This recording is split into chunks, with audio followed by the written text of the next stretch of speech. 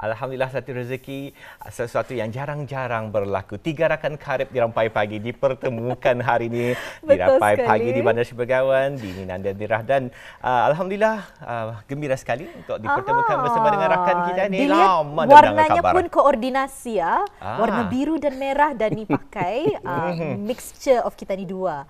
Kita ni memakai biru dan merah. Dani, pagi ini apa kabarnya Dani? Alhamdulillah pada pagi ini dalam keadaan yang baik ya. Dari awal permulaan pembukaan sudah awal-awal dah berkunyah ya. Betul sekali, biasalah. Kalau Dini dan Nadirah bertamu, pastinya banyak yang ingin kami pertikaikan dan ingin kami bincangkan juga.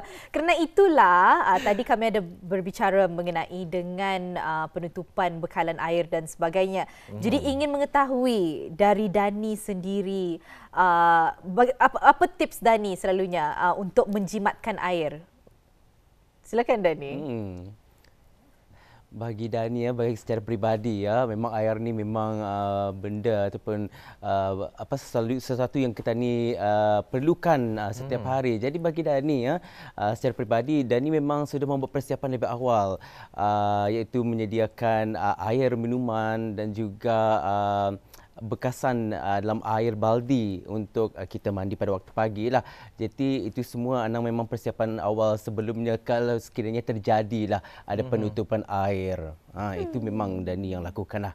Jadi alhamdulillah rakan kita ni memang sentiasa bersiap sedia. Bukan apa dah ni, pasal saya mengetahui ada seorang rakan, dapat sebut nama lah jadi dia buat persediaan. Kali bila diketahui air tutup terpaksa memakai air dalam peti ais. Air sejuk tadi pakai untuk mandi. Jadi bayangkanlah awal pagi menggunakan air botol.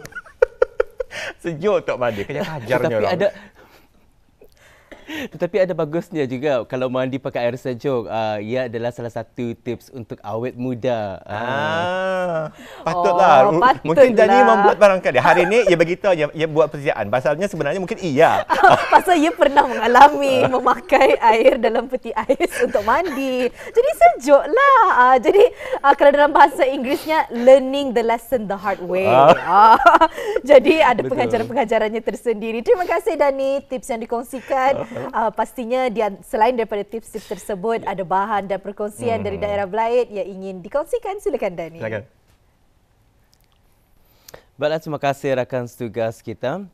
Bismillahirrahmanirrahim. Assalamualaikum warahmatullahi wabarakatuh. Selamat pagi dan salam sejahtera, salam ceria Auda.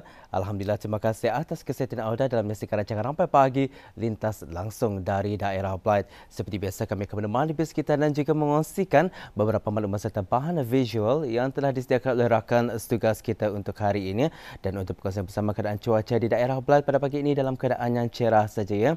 Jadi apa saja perancangan dan juga urusan bis kita pada pagi ini, didoakan semoga ianya berjalan dengan lancar, selaras dengan apa yang dirancangkan. Baiklah, terlebih dahulu saya mengongsikan dua info semasa yang berlaku di sekitar daerah Belaid, iaitu mengenai dengan Majlis Perundingan Mukim Kuala Belaid akan mengadakan kempen kebersihan yang mana ianya akan diadakan pada esok hari, iaitu Ahad 11 Jun 2023 bermula pada jam 7.30 pagi dan kempen kebersihan ini akan bertempat di kawasan Rasau Kuala Belaid. Dan bagi penduduk Mukim Kuala Belaid adalah dialu-alukan untuk datang hadir ya bagi sama-sama membersihkan di kawasan tersebut. Dan makluman seterusnya itu mengenai dengan bersempena sambutan Bulan Bahasa, Perpustakaan Dewan Bahasa dan Pustaka Kuala Belaid akan mengadakan sesi bercerita yang mana ianya akan diadakan pada hari Rabu 14 Jun 2023 bermula pada jam 9 pagi dan akan bertempat di Bilik Rujukan Perpustakaan Dewan Bahasa dan Pustaka Kuala Belaid ya. Dan sesi bercerita ini akan dapat disaksikannya secara langsung melalui Facebook dan Instagram mereka, iaitu Perpustakaan DBP Kuala Belaid. Itu dia. Ada dua info semasa. Sekarang kita akan beralih menyaksikan satu bahan visual untuk tontonan bersama.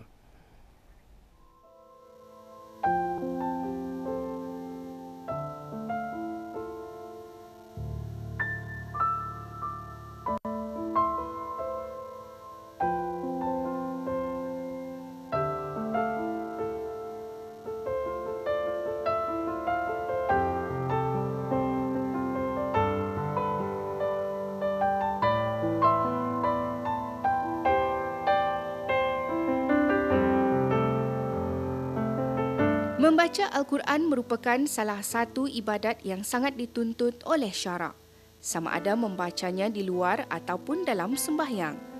Bahkan ganjaran yang dijanjikan kepada orang yang membaca Al-Quran juga sangat hebat. Antara salah satu kelebihan orang yang membaca Al-Quran itu ialah dirinya akan sentiasa dalam pemeliharaan dan penjagaan Allah Subhanahu Wa Taala. Hatinya tidak gundah dan terlepas daripada kesusahan pada hari kiamat kelak. Selain itu, pembaca Al-Quran juga memperoleh kedudukan tinggi di dalam syurga dan satu huruf Al-Quran yang dibaca mendapat satu pahala. Sehubungan itu telah diadakan Majlis Pemantauan Bacaan Ayat-Ayat Suci Al-Quran, Majlis Hatam Al-Quran 77 kali Hatam, ahli-ahli Majlis Perundingan Mukim dan Kampung, penuntut-penuntut sekolah dan institusi-institusi pengajian tinggi seluruh negara sempena sambutan perayaan ulang tahun Hari Keputeraan ke bawah Duli Yang Maha Mulia Paduka Seri Baginda Sultan dan Yang di-Pertuan Negara Brunei Darussalam yang ke-77 bagi tahun 2023. Majlis Pemantauan Bacaan Ayat-Ayat Suci Al-Quran berkenaan adalah kesinambungan daripada Majlis Pelancaran memulakan bacaan ayat-ayat suci Al-Quran, Majlis Hatam Al-Quran 77 kali Hatam yang telah diadakan pada bulan Mei yang lalu. Bagi daerah Plaid, majlis tersebut telah pun diadakan di Masjid Rancangan Perumahan Negara Kampung Pandan, Kuala Belait.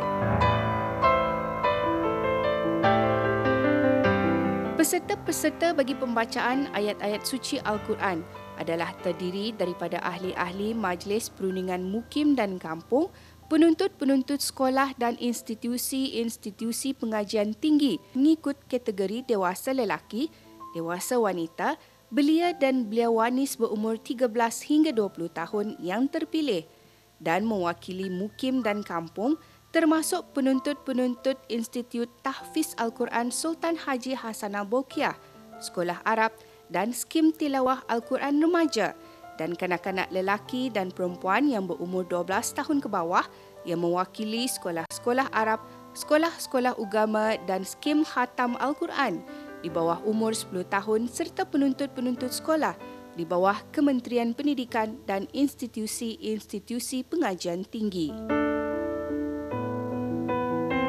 Kelebihan membaca Al-Quran ialah satu, mendapat pahala berkali ganda daripada Allah Subhanahu Wa Taala. Kedua, mendapat syafaat pada hari kiamat kelak. Ketiga, mendapat perlindungan daripada Allah Subhanahu Wa Taala. Apa kebaikannya untuk Dayang sendiri apabila membaca Al-Quran itu? Dapat melancarkanlah membaca Al-Quran itu. Saya selalu mengamalkan membaca Al-Quran kerana banyak manfaatnya. Membaca Al-Quran dapat memberi kita banyak syafaat dan ia juga menjadi peneman kita di kubur nanti. Selain itu, sebagai seorang pelajar, membaca Al-Quran telah menolong saya dengan memberi ketenangan untuk melangsungkan pelajaran. Oleh sebab itu, saya sentiasa mengamalkan Al-Quran, membaca Al-Quran. Membaca Al-Quran, rasa tenang jiwa. Saya berasa gembiralah dan juga rasa bangga kerana dapat menghalusi bacaan lagi. Tapi tentulah tidak akan sempurna. Saya akan berusaha lagi untuk menyempurnakan bacaan-bacaan. Kelebihan membaca Al-Quran itu ialah pembaca Al-Quran dinaungi dengan payung rahmat, dikelilingi para malaikat dan diturunkan Allah kepadanya ketenangan dan kewaspadaan, serta dikurniakan hatinya dengan cahaya oleh Allah dan dipelihara daripada kegelapan. Oleh itu, sama-samalah kita berazam untuk mengisi masa dan ruang yang ada dengan melakukan perkara-perkara yang baik dan berkebajikan. Dan marilah kita menjadikan pembacaan Al-Quran itu sebagai satu budaya dan amalan harian. Jadi majlis ini bagi saya sangat bagus. Bukan saja daripada pesertaan guru dan kanak-kanak jualah, murid-murid. Jadi majlis ini menggalakkan murid untuk membaca Al-Quran. Dan kebanyakan murid-murid apabila kita ni akan melantik durang siapa yang supaya siapa rajin membaca Quran nanti akan kalau khatam akan cepat dibawa ke kanak-kanak suka ni majlis ni. Okey, kelebihan membaca Quran ni sebenarnya banyak. Satu, kalau tadi selalu mengamalkannya, kita ni rasa tenang. Kalau kita dalam keadaan bermasalah seperti ni ya. Dan satu lagi yang paling masuk ke hati saya, membaca Quran ini apabila kita ni sudah meninggal dunia, Al-Quran ini akan menjadi teman tani di dalam kubur dan menjadi penerang kubur tani. Itu yang saya peganglah selalunya. Betapa banyaknya ganjaran pahala dan fadilat bagi mereka yang membaca Al-Quran. Maka kita jadikanlah membaca Al-Quran itu sebagai amalan harian selagi masih dikurniakan nikmat rezeki bernafas di dunia yang sementara ini. Bukannya amalan bermusim sekali setahun. Sama-samalah kita berdoa mudah-mudahan kita menjadi umat Islam yang sentiasa mencintai Al-Quran, selalu membaca dan menghayati serta mengamalkannya.